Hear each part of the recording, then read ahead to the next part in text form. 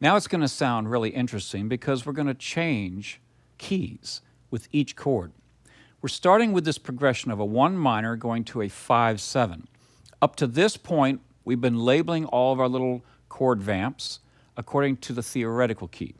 Now we're going to switch and label it according to the street key. We're going to call our D minor the 1 chord. Now in doing that, we have a lot of different scale options for that minor chord. We could play Dorian, we could play Aeolian, we could play some melodic minor. So those are our 3 primary scales that we would use over this 1 minor chord. I'm not going to belabor this. You've already been exposed to those. You should understand some of your chord extensions and why you could use them. So when I pull these sounds up, I'll label what scale I'm using over that 1 minor. But the new information you're going to learn now is how to handle a 5-7 chord in a minor key. Let's listen to this for just a moment. This is jam track number 8.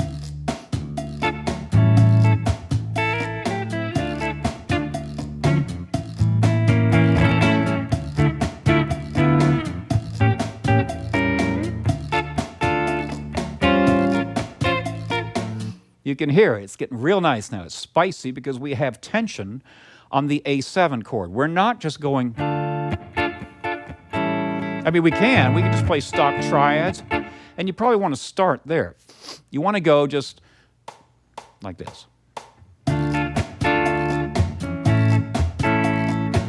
But we need some colors, so we'll start adding colors.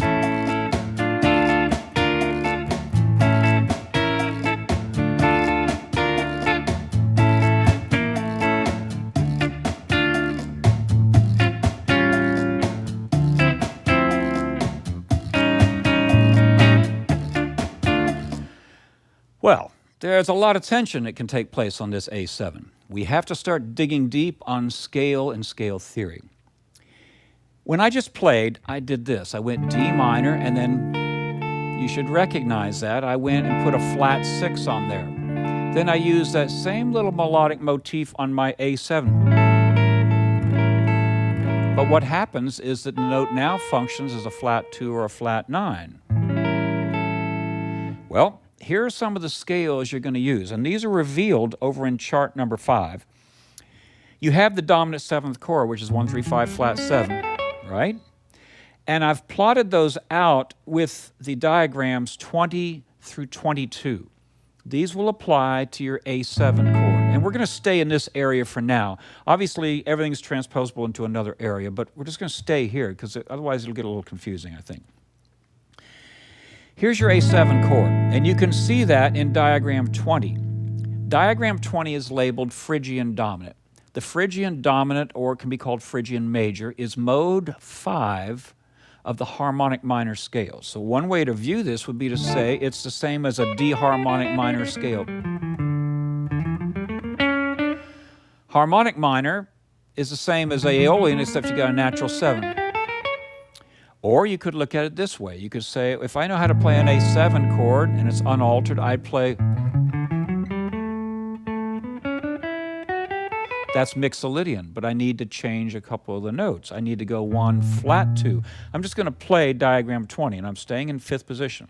I have the 1, the flat 2, the 3. Right away, you hear that Spanish sound taking place. The 4 or the 11, the 5, the flat 6, which could also be thought of as a sharp 5, and then the flat 7. It's wise to view these dominant chords and the tonalities as root and guide tone structures, because that takes care of the overall tonality of the chord, and then you have all of the other available tones on top. So let's do this. Here's your root, here's your flat 7, here's your 3. So we'll put the 5 in there, the sharp 5, the flat 7, the root, the flat 9, and then any combination of those. But we also have another tonality that we can use. You're thinking of just an A7. What if I used A7 sus4 or A sus4? I've got a 4 in the scale, so that gives me some chords like this. So you're getting those great flamenco sounds. Study the scale, and I've given you some chords. Let's go over to your tabbed examples. In example 29, I've given you a whole bunch of A7 family altered dominant chords. Let's just go through these. And these are chords that you could use. Here's your A7 with your rhythm form. A7 sharp 5, A7 flat 5, A7 flat 9. Now in this one, normally you probably wouldn't even bother with playing that 5 down there, so you skip pick it, or you just play what looks like a diminished 7th chord. I've talked about that in other courses. Then you have a 7, an A add flat 9. That's a good sound. Then another A7 flat 9, A7 sharp 5, flat 9. Then we have an A7 sharp 5, sharp 9. You should be saying, wait a minute, wait a minute. There's no sharp 9 in Phrygian Dominant. Well, no, there isn't. But it's a common sound, because listen to this.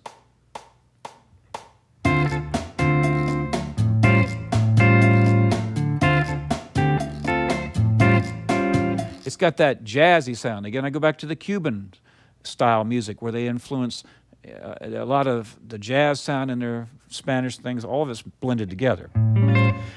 Look at diagram 21. We have Super Locrian. That's an altered dominant scale. It's mode 7 of B flat melodic minor.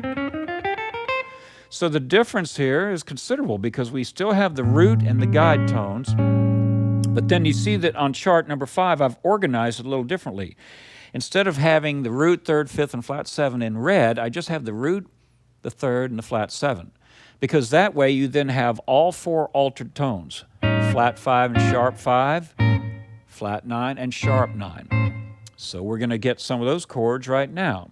We were on example 29, and we were at the A7, sharp 5, sharp 9. Now when you play this, you see the 5 on the 6th string is in parentheses. That's because you don't need to really hit that. Just play the top 4 strings because you're not going to have enough fingers and it'll just be cumbersome. You got a bass player, let him earn his keep.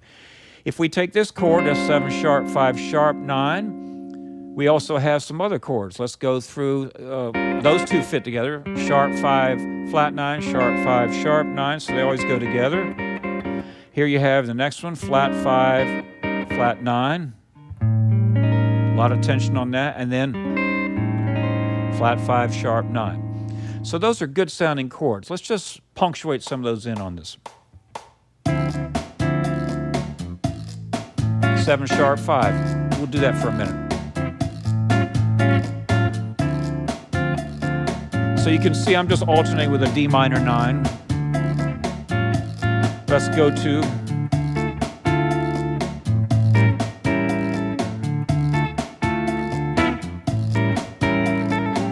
there's my A7 flat 9. I don't know if you heard that, but I went, what'd I do? I went to the Dorian sound, so that's even more change. And what I mean by that, if I'm playing Aeolian over the D minor, I've got a B flat, right? That B flat is the flat 9 of all the A dominant chords, so it links both with Phrygian Dominant, Super Locrian, so I have less notes changing. But if I decide to go Dorian,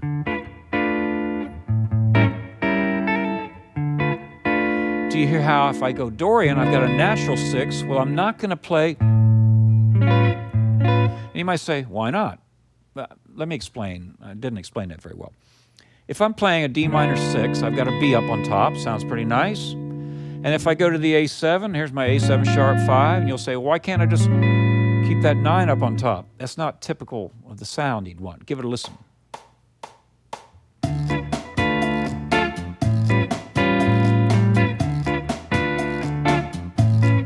Now listen.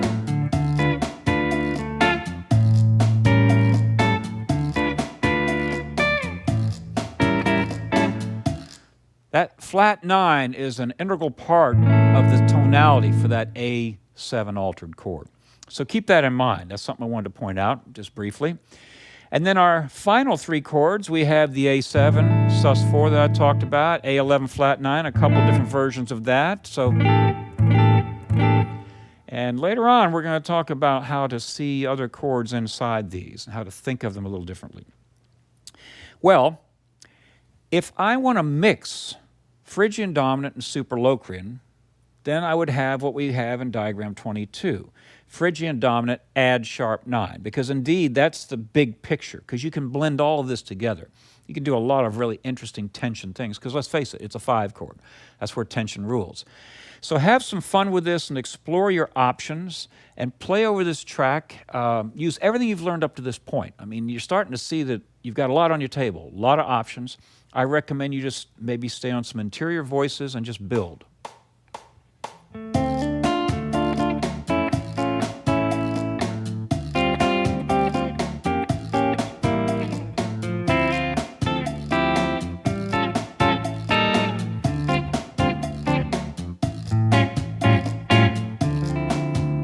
And so on.